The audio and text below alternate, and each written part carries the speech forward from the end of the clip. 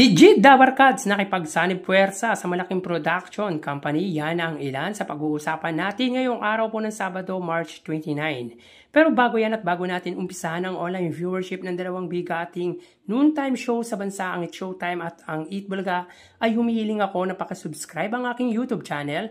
Pakilike and share na din para mas marami pa po ang makapanood ng content natin. Maraming salamat po sa inyo mga kaparokya. So umpisa muna natin mga kaparokya sa highest viewership na naabot ng dalawang noontime show kahapon. So dito makikita natin na ang It's Showtime po ay may 98,000 views at ang Eat Bulaga naman po ay 120,000 views. So di pa din po matinag ng It's Showtime pagdating sa highest viewership ang Eat Bulaga. So naabot po ng It's Showtime ang pinakamataas na views nila kahapon sa oras na 2:15 PM at 2 PM naman po sa Eat Bulaga. Since nagko-conduct po tayo ng views online ng dalawang noontime shows, ay ginawa na din po natin itong highest viewership para makita po natin kung ilang numbers po ang pinakamataas na views na naabot po nila araw-araw. So mapunta naman po tayo sa prizes given kahapon. Pero recap lang po tayo sa pa-premium ibinahagi nila in 4 days episode.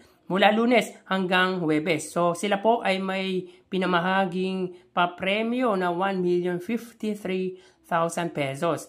145,000 dito ay sa It's Showtime at 908,000 naman po sa Eat Bulaga. So dito ay more than 700,000 ang pagitan nila at pabor po yan sa Eat Bulaga. So mapunta tayo sa araw po ng Biyernes kahapong episode.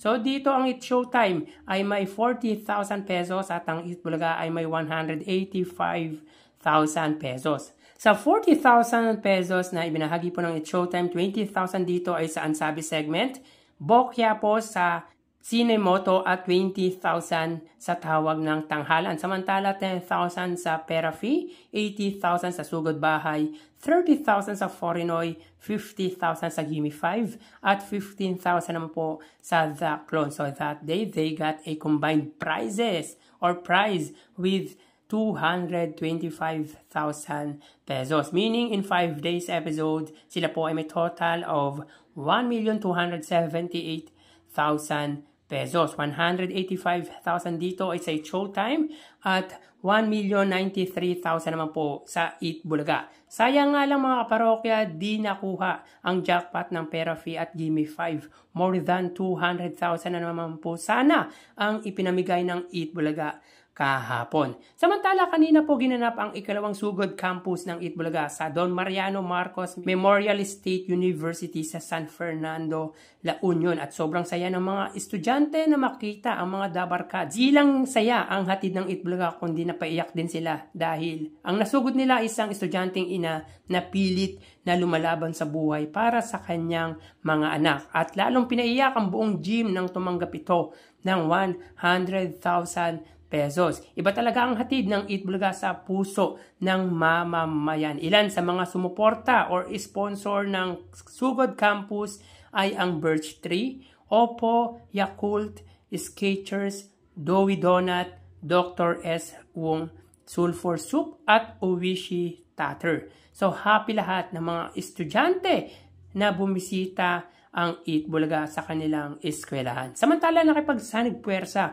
ang Legit Dabarkads sa isang malaking production company. So kamakailan nga ay ginanap ang pakipag-partnership ng production company ni Alden Richards na Myriad sa Viva para sa ilang proyekto na gagawin nito under Viva.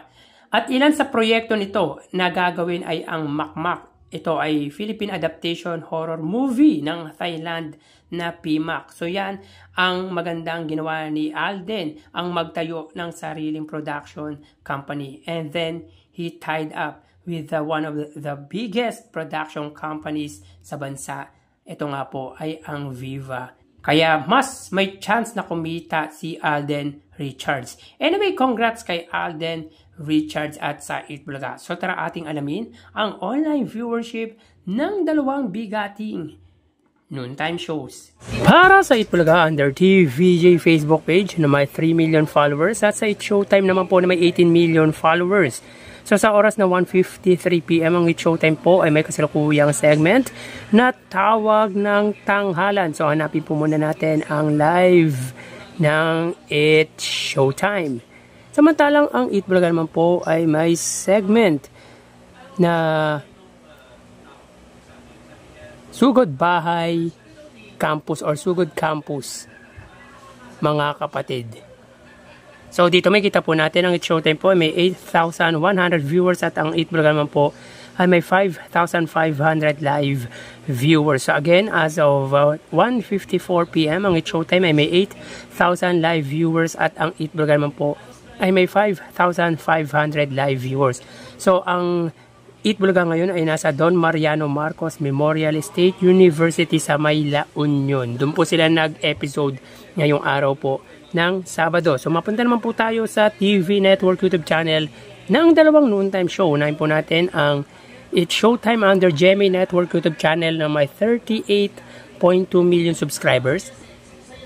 At sa Eat Bulaga naman po under Eat Bulaga TVJ or TV5 Philippines na may 2.34 million subscribers. So, sa oras na 1:55 PM, ang It's Showtime sila po ay may 17,000 viewers under GMA Network. Ang Eat Bulaga naman po, sila ay may 10,000 viewers under TV5 YouTube channel. So again, sa oras na 1:55 PM, ang It's Showtime under GMA Network, sila po ay may 17,000 viewers at ang Eat Bulaga naman po under TV5 ay may 10,000 live viewers.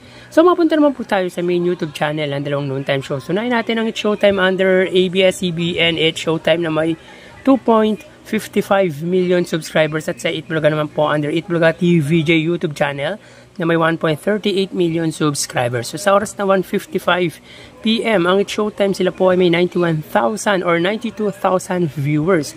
Ang Eat Bulaga naman po sila ay may 119,000 live viewers. So again, as of 1:56 PM, ang It's Showtime sila po ay may 92,000 live viewers at ang Eat Bulaga naman po sila ay may 119,000 live viewers. So bali ang total na nakuha ng dalawang noontime shows ay ng It's Showtime ay 117,000 live viewers at ang Eat Bulaga naman po ay 134,000 live viewers. So yan po lumalabas sa kanilang online viewership as of 1:56 PM. So magpapalam na po ako sa inyo mga parokya. Magsiingat po tayo. Thank you and God bless.